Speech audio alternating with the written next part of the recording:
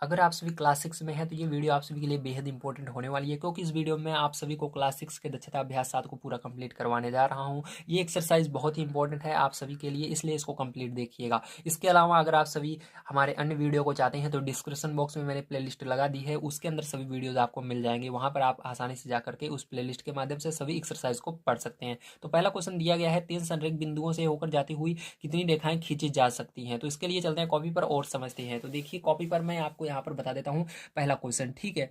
तो देखिए यहाँ पर संरेख बिंदु का मतलब होता है एक ही रेखा में होंगे, बिल्कुल सीधे सीधे होंगे, ठीक है। जैसे ये है तो यहाँ पर दूसरा बिंदु होगा और तीसरा बिंदु यहाँ पर होगा। अब बताइए इससे होते हुई कितनी रेखाएं खींची जा सकती हैं? केवल एक रेखा खींची जा सकती है, ऐसे, ठीक है।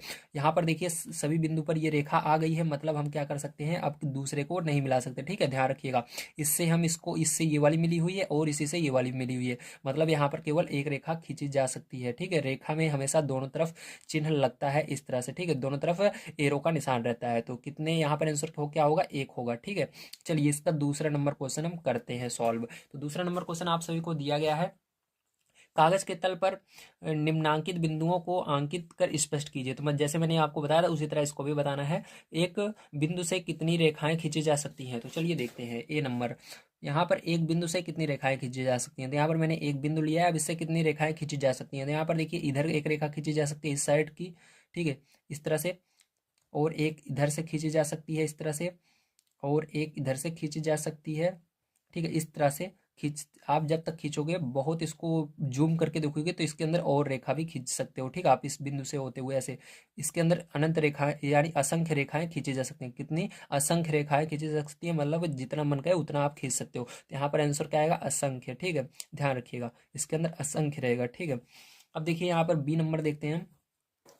तो बी नंबर, क्योंकि इसके अंदर आपको पता नहीं है रेखा किधर से खींचना है, ठीक है। इसके अंदर हमको पता था कि हमको इसी सीधे खींचना है, संरेख खींचना है रेखा, ठीक है। इसके अंदर पता नहीं है, बस बिंदु से जानी चाहिए बस वो। तो इसके अंदर आप असंख्य रेखाएं खींच सकते हो, ठीक है, आपका जिधर से मन करे उधर से भी खींच सकते हो। अब देखो सेकंड नंबर का क्वेश्चन यहाँ पर हम पढ़ते हैं और इसको सॉल्व करते हैं। सेकंड नंबर क्वेश्चन दिया गया है, दो बिंदुओं से कितनी रेखाएं खींची जा सकती है, ठीक है। तो दो बिंदु से कितनी रेखाएं खींची जा सकती है, आइए इसको देखते हैं। तो यहाँ पर लाइट चली गई है, थोड़ा सा मैं इसको ऑन कर लेता हूँ लाइट। तो देखिए अब यहाँ पर हम देखते हैं दो बिंदुओं से कितनी रेखाएं खींची जा सकती हैं, ठीक है। तो दो बिंदु, जैसे यहाँ पर पहला बिंदु है और ये दूसरा बिंदु है, अब इससे कितनी रेखाएं खींची जा सकती है? तो जैसा कि देखिए, याद रखिएगा, यहाँ पर कह रहा है दो बिंदुओं से कितनी रेखाएं खींची जा सकती है, दो ही बिंदु हैं, ठीक है, दोनों से होती हुई रेखाएं जानी चाहिए, तो केवल एक ही रेखा खींची जा सकती है इसके अंदर भी, ठीक है। जब दो बिंदु रहेंगे सीधी सी बात है एक ही रेखा खींची जाएगी, अगर तीन रहेंगे तो वहां पर ज्यादा रेखाएं खींची जा सकती हैं। तो यहाँ पर भी क्या आंसर आएगा? एक आएगा, ठीक है, इसके अंदर भी एक लिख लीजिएगा। अब चलिए इसके अंदर देखते हैं सी नंबर का, ठीक है। तो सी नंबर का देखिए कितनी रेखाएं खींची जा सकती हैं, इसको समझते हैं हम। तो इसके अंदर सबसे पहले क्वेश्चन हमको पढ़ना पड़ेगा। क्वेश्चन में आपको दिया गया तीन बिंदु जो संरेख नहीं है में से दो दो बिंदुओं से कितनी रेखाएं खींची जा सकती है। तो यहाँ पर क्या करना है, आपको तीन बिंदु लेना है, कहीं पर भी आप ले सकते हो, संरेख नहीं है। तो एक यहाँ पर ले लिया मैंने, एक यहाँ पर ले लिया और एक यहाँ पर ले लिया। अब दो दो दो दो क्या करना है आपको, दो दो बिंदु लेने हैं। तो पहले हमने इन दोनों बिंदुओं को लिए, तो ठीक है, एक रेखा ये खींची गई तो एक लिख देते हैं यहाँ पर, एक रेखा। अब देखो इसको और इस बिंदु को लेंगे तो ये आपकी एक रेखा और बन जाएगी, दो रेखा वो यहाँ पर खींची जा सकती है। और इसको जब लेंगे तो क्या हो जाएगी, तीन रेखा, ठीक है। तो कितनी रेखाएं खींची जा सकती है? तीन रेखाएं। देखिए इसको इससे मिला दिया और इसको इससे मिला दिया। देखिए जो बिंदु रहेगा उसको जितने बिंदु बचे रहेंगे उससे मिलाना रहता है। तो इस बिंदु को दोनों से क्या मिलाया हमने? हाँ, दोनों से मिला दिया। इसको क्या हमने दोनों से मिलाया? हाँ, दोनों से मिला दिया। और इस वाले को दोनों से मिलाया? हाँ, मिला दिया। तो यहाँ पर केवल तीन रेखाएं खींची जा सकती हैं। तो यहाँ पर आंसर क्या आएगा? तीन, ठीक है। चलिए अब इसके बाद देखते हैं हम अपना इसके अंदर डी नंबर का, ठीक है। तो डी नंबर का क्वेश्चन बड़े ध्यान से समझिएगा, ये वाला थोड़ा सा इंपॉर्टेंट है आप सभी के लिए। तो चलिए देखते हैं। तो डी नंबर का क्वेश्चन देखिए आप सभी को प्यारे बच्चों क्या दिया गया है, चार बिंदु जिनमें कोई तीन संरेख नहीं है, मतलब चार बिंदु खींचने हैं, कोई तीन संरेख नहीं है, एक संरेख है, ठीक है। इसका मतलब तीन संरेख नहीं है, मतलब चार है तो तीन संरेख नहीं है तो एक तो होगा ही संरेख, सीधी सी बात है। में से दो दो बिंदुओं से कितनी रेखाएं खींची जा सकती हैं, ठीक है। तो इस तरह से इसको भी करना है, तो ध्यान से समझिएगा, ठीक है, इस वाले क्वेश्चन को। अब देखिए यहाँ पर हमको कितने बिंदु लेने हैं? चार बिंदु लेने हैं। और देखिए हम कैसे लेंगे, एक बिंदु यहाँ पर लेंगे, एक बिंदु यहाँ पर लेंगे और एक बिंदु यहाँ पर लेंगे। तो एक बिंदु किसी के संरेख बनाना है, उसके बिल्कुल सामने रखना है एक को, ठीक, क्योंकि यहाँ पर चार बिंदु बोल रहा है, तीन संरेख नहीं है और एक जो है एक संरेख रहेगा, जैसे ये देखो बिल्कुल इसके सामने, ठीक है। तो यहाँ पर तीन बिंदु संरेख नहीं है और एक संरेख है, इस तरह से आपको बनाना है, याद रखना। पहले तीन बिंदु अलग अलग कहीं पर जहां पर मन गए वहां पर लिख देना, बना देना, ठीक है। उसके बाद एक बिंदु किसी के बिल्कुल सामने लग देना, बस सीधी सी बात है। अब देखो इसके अंदर सबको मिलाना है, तो जितनी भी बिंदु बचे रहते हैं उसको सबको मिलाएंगे, ठीक है। तो देखिए इसको हम क्या करेंगे, इन तीनों से पहले मिलाएंगे। तो इसको हमने यहाँ से मिलाया तो यहाँ पर 1 लिख देते हैं, इसको इससे मिलाया तो 2 लिख देते हैं, और इसी को इससे मिलाया तो कितने हो गए, 3 हो गए। ठीक है, अब देखिए इससे तो ये वाला मिल गया है, सीधी सी बात है, ये इससे मिला तो इससे ये भी मिला, सीधी सी बात है। अब देखो इसको हम इससे मिलाएंगे तो यहाँ पर 4 हो गया। अब इसी को क्या करेंगे, हम इससे मिला देंगे, ठीक, इस वाले बिंदु से, तो ये 5 हो गया। कितना हो गया, 5 हो गया। क्या यहाँ पर कोई बिंदु अभी बच रहा है जो किसी से मिला नहीं है? देखिए ये इससे तो मिला, इससे मिला, लेकिन इससे नहीं मिला, तो इसको भी यहाँ पर मिला देते हैं। ठीक है, तो अब सब मिल गए हैं तो इसको 6 लिख देते हैं। तो कितने मिले, कितने रेखाएं बनी, टोटल 6 रेखाएं बनी। ठीक, तो यहाँ पर क्या करेंगे हम, आंसर लिखेंगे 6। ठीक है, कितना आएगा आपका आंसर, 6 आएगा। ठीक है, आप गणित की भाषा में 6 लिख सकते हो, चाहो तो इस तरह से 6 लिख सकते हो। तो ये क्या होगा, आपका आंसर हो जाएगा 6। ठीक है, चलिए इसके अंदर अब ई नंबर का देखते हैं। ठीक, तो ई नंबर वाला बड़े ध्यान से समझिएगा। अब देखिए यहाँ पर क्या दिया गया है, दिया गया है 5 बिंदु जिनमें कोई 3 संरेख नहीं है। ठीक है, 5 बिंदु लेने हैं, इसके अंदर कोई 3 संरेख नहीं है, 3 संरेख नहीं होनी चाहिए, जिनमें से 2-2 बिंदु लेकर के फिर से आपको रेखा खींचनी है। ठीक है, तो चलिए यहाँ पर हम क्या करते हैं, पहले 3 बिंदु लेते हैं जो संरेख नहीं है, जैसे कि यहाँ पर लिया था, तो एक यहाँ पर ले लिया, एक यहाँ पर ले लिया, और एक यहाँ पर ले लिया, और ठीक है, इसके अंदर से 3 संरेख नहीं है, और 2 क्या है, 2 आपके संरेख हैं। ठीक है, 3 संरेख नहीं है और 2 संरेख हैं, तो 3 ये संरेख नहीं है। और चलिए ये मान लीजिए यहाँ पर ये 2 संरेख हैं, और एक ये ले लिया मैंने इस साइड। ठीक है, चलिए यहाँ पर ले लेता हूँ। ठीक है, यहाँ पर ये देखिए थोड़ा ऊपर है, ध्यान रखिएगा, इसको बिल्कुल सीध में नहीं है। ठीक है, इसका सीध ये है, सीध में नहीं है। ठीक है, ये दूर है। अब देखो क्या करना है, इसको आपको सबसे मिलाना है। ठीक है, तो इसको मैंने एक बार इससे मिलाया तो 1 हो गया, 1 नंबर, इसको मिलाया 2 रेखा, इसको इससे मिलाया 3 रेखा, सबसे मिलाना है। ठीक है, इसको इससे मिला है 4 रेखा। ठीक है, 4 रेखा बन गई। अब देखो ये वाला बिंदु इससे इससे मिला हुआ है, लेकिन इन दोनों से नहीं मिला, तो इसको इन दोनों से भी मिलाएंगे तो ये हो गया 5 रेखा, और इसको इससे मिलाएंगे 6 रेखा हो गई। ठीक है, अब देखो ये वाला बिंदु केवल इसी से मिला हुआ है, इन तीनों से नहीं मिला, तो इसको इन तीनों से भी मिलाएंगे, तो यहाँ पर ये हो जाएगा 6 के बाद 7 रेखा। ठीक है, 7, ये 8। ठीक है, और ये 8 हो गया।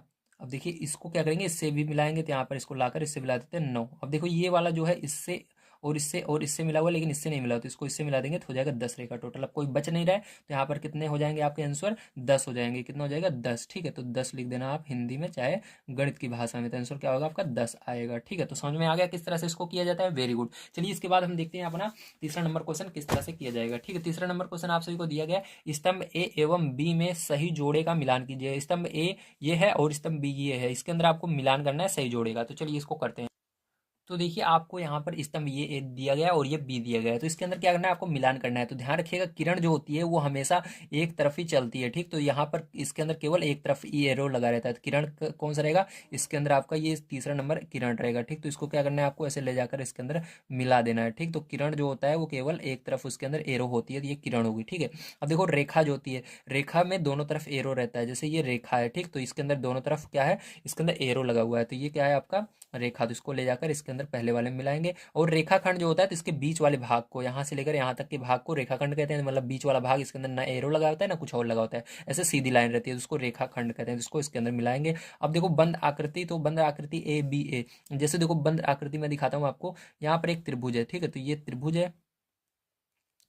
ठीक है, तो यहाँ पर ए बी सी, ठीक है, इस तरह से, तो यहाँ पर इसी तरह से बोला गया ए बी ए। ठीक है, यहाँ पर वापस से ए मान लिया गया, ए डैश मान लिया गया, तो ये बंद आकृति होती है। ठीक है, तो इसको क्या करेंगे, इसी के अंदर हम मिला देंगे। ठीक है, समझ गए आप सभी। चलिए अब देखते हैं यहाँ पर हम अपना अगला 4 नंबर का क्वेश्चन। 4 नंबर का क्वेश्चन है, किसी तल पर स्थित एक रेखा में कितने बिंदु हो सकते हैं। मतलब क्या कह रहा है, किसी तल पर स्थित एक रेखा में कितने बिंदु हो सकते हैं, मतलब किसी तल में एक रेखा है, तो रेखा मैंने आपको बताया किस तरह से होती है, ये आपकी रेखा है, इसके अंदर कितने बिंदु हो सकते हैं। तो मैंने बताया रेखा बहुत बड़ी होती है, आपको उदाहरण भी दिया था इसके पहले वाले एक्सरसाइज में। ठीक है, जैसे कि बिजली का तार या ट्रेन की पटरी, तो ट्रेन की पटरी कितने बिंदु हो सकते हैं, कितने छोटे छोटे उसके अंदर बिंदु हो सकते हैं। अगर आप उसके अंदर ऐसे बिंदु क्या कहते हैं, उसके अंदर अगर आप उसके अंदर अगर आप ऐसे बिंदु लगाना शुरू करें, 1 बिंदु, 2 बिंदु, 3 बिंदु, 4 बिंदु, तो कितने लगा सकते हैं आप किसी पटरी के अंदर, ऐसे लगाना शुरू करें सफेदी से। ठीक, कोई सफेद कलर है उसको लगाना शुरू करें, आप कितना लगा सकते हैं, तो आप लगाते लगाते थक जाएंगे, लेकिन वो पटरी कभी खत्म नहीं होगी, इसलिए उसको क्या कहते हैं, असंख्य, क्या कहेंगे, असंख्य, असंख्य बिंदु होते हैं। ठीक है, तो अगर आप उसके अंदर बिंदु लगाना शुरू करें पास पास में, जैसे मैं यहाँ पर लगा रहा हूँ इसके ऊपर, तो वो पटरी कभी खत्म नहीं होगी, लेकिन आप जरूर खत्म हो जाएंगे ना, तो इसलिए असंख्य होगा, क्या होगा, असंख्य। ठीक है, तो इसका आंसर हो जाएगा असंख्य। ठीक है, असंख्य याद रखिएगा। चलिए 5 नंबर का देखिए, अब यहाँ पर देखते हैं 5 नंबर क्वेश्चन हमको क्या दिया गया। 5 नंबर क्वेश्चन दिया गया, दी गई आकृति में रेखाओं के नाम लिखिए। तो इसके अंदर देखिए आपको क्या करना है, रेखाओं के नाम लिखना है देख करके, ठीक है। तो चलिए आइए लिखते हैं। तो इसके अंदर देखिए आपको क्या करना है, रेखाओं के नाम लिखना है, ठीक है। तो पहला देखिए, इसके अंदर सबसे पहले आपको पहचानना होगा रेखा कौन कौन सी हैं। तो रेखा देखिए यहाँ से स्टार्ट हो रही है आपकी रेखा, यहाँ पर ए बी है और ए डी है, बी सी है और यहाँ पर सी डी है, ठीक है। तो छोटे अक्षर को पहले लिखते हैं, इसलिए सी डी है। तो इस तरह से आपको सबके नाम लिखने हैं। तो चलिए यहाँ पर लिख लेते हैं। तो पहला नंबर इसके अंदर रेखा आपकी है ए डी, ठीक है। इसके ऊपर रेखा का ऐसा निशान लगाएंगे, ए डी। उसके बाद बी सी, ठीक है, बी सी। फिर उसके बाद ठीक है, उसके बाद सी डी, ठीक, सी डी। फिर उसके बाद डी ए, ठीक है, क्या है, नहीं, सी डी, सी डी के बाद आपका है ए बी, ठीक, क्या है, ए बी। तो इसके अंदर आगे पीछे हो सकता है, लेकिन आपको लिखना सब है, ठीक है। आगे पीछे अगर आप कर देंगे तो कोई दिक्कत नहीं होने वाली है। बस आपको यहाँ पर मैंने बता दिया, जैसे ये ए डी है, पहले आपको क्या करना है, ए डी लिखना है, ठीक है। पहले ए डी मैंने लिखा, उसके बाद फिर आपको यहाँ पर नीचे वाले लिखना बी सी, ठीक है, इस तरह से। फिर उसके बाद ए बी, फिर बी सी, ये यहाँ पर सी डी, ठीक है। आगे पीछे कर सकते हो आप, तो कोई दिक्कत नहीं है, लेकिन लिखना सबको ही है, ठीक है। चलिए इसके अंदर सेकंड नंबर का क्वेश्चन हम देख लेते हैं। तो सेकंड नंबर का क्वेश्चन पहले जो आप सभी को क्या दिया गया, आइए पढ़ते हैं सबसे पहले, ठीक है। तो सेकंड नंबर क्वेश्चन आपको दिया गया, आकृति की उन रेखाओं के नाम लिखिए जो बिंदु ए से होकर जाती हैं। तो बिंदु ए से होकर कौन कौन सी रेखाएं जाती हैं। तो पहला नंबर है ए बी जा रही है और ए डी जा रही है। तो ए बी ए डी, ठीक है। तो यहाँ पर लिख देंगे ए बी रेखा और ए डी रेखा, ठीक है। ये हो गया, आपका समझ में आ गया, वेरी गुड। चलिए इसके अंदर देखते हैं तीसरा नंबर क्वेश्चन हमको क्या कह रहा है और इसको कैसे करना है, ठीक है। तीसरा नंबर क्वेश्चन आप सभी को कह रहा है के ए डी जे कैसी आकृति है, खुली या बंद। के ए डी जे, के ये रहा, फिर ए, ठीक है, के ए, फिर डी, फिर जे। तो के ए डी जे तो कैसे दिख रही है, यहाँ पर देखो, इधर से इधर देखो खुली है, इधर पूरा ऊपर साइड खुला है, यहाँ पर क्या लिखेंगे, खुली, ठीक है। इसके अंदर आइए चौथा नंबर देखते हैं इसका। तो चौथा नंबर क्वेश्चन देखिए यहाँ पर दिया गया, आकृति के ए एल खुली आकृति है बंद। के ए एल, तो के ए एल देखिए, के और ए और एल, तो इधर पूरा खुला, इस साइड कुछ नहीं है, इसलिए क्या होगा, खुली, ठीक है। तो यहाँ पर आप सभी समझ गए होंगे कि किस तरह से इसको किया जाता है। इसके अंदर एक क्वेश्चन और बच जाता है आपका 6 नंबर का, चलिए उसको भी देख लेते हैं, ठीक है। 6 नंबर का क्वेश्चन ध्यान से समझिएगा किस तरह से करना है। तो 6 नंबर का क्वेश्चन प्यार जो आप सभी को दिया गया है, निम्नांकित आकृति में एक बिंदुगामी रेखा और उसके संगमन बिंदु लिखिए। मतलब इसके अंदर आपको बिंदुगामी रेखा भी लिखनी, एक बिंदुगामी रेखा बतानी है और उसके संगमन बिंदु को भी लिखना है, ठीक है। तो चलिए इस पहला क्वेश्चन पढ़ते हैं। इसके अंदर दिया गया है, पार्श्व आकृति में एक बिंदुगामी रेखाएं और उनके संगमन बिंदु लिखिए। तो इसके अंदर क्या करना है आपको, पार्श्व आकृति में एक बिंदुगामी रेखाएं देखनी है और उसके संगमन बिंदु को लिखना है। तो इसके लिए क्या करेंगे, ध्यान से समझना है इस चित्र को, ठीक है। तो इस चित्र को देखिए, इसके अंदर संगमन बिंदु सबसे पहले ढूंढेंगे, जहां से दो तीन रेखाएं जा रही हो। तो देखिए यहाँ से, जैसे यहाँ पर देखिए दो तीन रेखाएं यहाँ से जा रही हैं बी से, और यहाँ पर ए से जा रही हैं, ठीक है। और इधर कहीं पर देखिए दो तीन रेखाएं नहीं जा रही हैं। जहाँ पर दो या दो से अधिक रेखाएं जाती हैं उसको, जैसे यहाँ पर एक दो तीन रेखाएं जा रही हैं, यहाँ पर भी 3 या 4 रेखाएं जा रही हैं, ठीक है। दो से अधिक रेखाएं जहाँ पर जाती हैं उसको ही संगमन बिंदु कहते हैं, ठीक है। तो चलिए यहाँ पर देखते हैं। अब देखो यहाँ पर संगमन बिंदु क्या हो गया, ए हो गया। तो क्या लिखेंगे, संगमन बिंदु ए। तो चलिए मैं इसको आपको कॉपी पर पहले लिख लेता हूँ, उसके बाद बताता हूँ। तो देखिए यहाँ पर कुछ इस प्रकार से आपको लिखना है, संगमन बिंदु ए और बिंदुगामी रेखा। मतलब इसका मतलब होता है, देखिए बुक के अंदर आपको दिखा रहा हूँ, यल क्यों यन, ठीक है। मतलब आपका संगमन बिंदु जो है यहाँ पर देखिए क्या है, बिंदु कौन सा है, ए है, ठीक। सब रेखाएं कहाँ से जा रही है, ए बिंदु है, यहाँ से जा रही है। कौन कौन सी रेखा जा रही है, यन जा रही है, जो छोटा छोटा लिखा है, ध्यान से देखिए, ये बड़ा बड़ा लिखा है, ये बिंदु, ये केवल बिंदु है, याद रखिएगा। जो बड़े लेटर में है ये सब क्या है, जो कैपिटल लेटर में है ये सब क्या है, आपके बिंदु हैं। जो स्मॉल लेटर में है ये सब रेखाएं हैं, ठीक है। तो यहाँ पर देखिए यन रेखा जा रही है, और ये क्यों रेखा, सॉरी, यन और क्यों, हाँ, और उसके बाद ये वाली रेखा यल जा रही है, यन क्यों यल जा रही है, ठीक है। तो आप इसको लिख सकते हैं, जैसे इसको यन यल को पहले लिख दिया, ठीक है, क्यों फिर यन, ठीक है, इस तरह से आप लिख सकते हैं, आगे पीछे कर सकते हैं।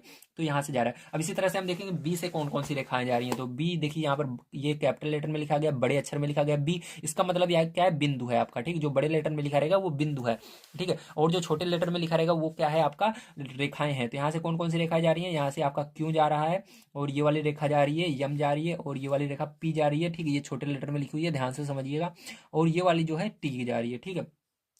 तो यहाँ से आपकी 4 रेखा जा रही है। तो आप इसको क्या करेंगे, यहाँ पर इस तरह से लिख देंगे क्यू एम पी और टी जाती है, ठीक है। इसी तरह से आइए इसके सेकंड नंबर क्वेश्चन को पढ़ते हैं और उसको सॉल्व करते हैं, मतलब उसको हल करते हैं, ठीक है। तो देखिए यहाँ पर दिया गया है, पार्श्व चित्र में ए एफ बी में खुली आकृति है या बंद। तो ए एफ बी देखना है, तो ए ये रहा, एफ ये रहा, और बी ये रहा। तो ए एफ बी, तो ए एफ बी देखिए कहीं से खुला नहीं है, यहाँ से देखिए ए एफ फिर बी, तो ये देखिए पूरा बंद है यहाँ से लेकर यहाँ तक, ठीक, त्रिभुज बन रहा है। तो ये क्या होगा, बंद आकृति, यहाँ पर बंद लिखेंगे, ठीक है आप।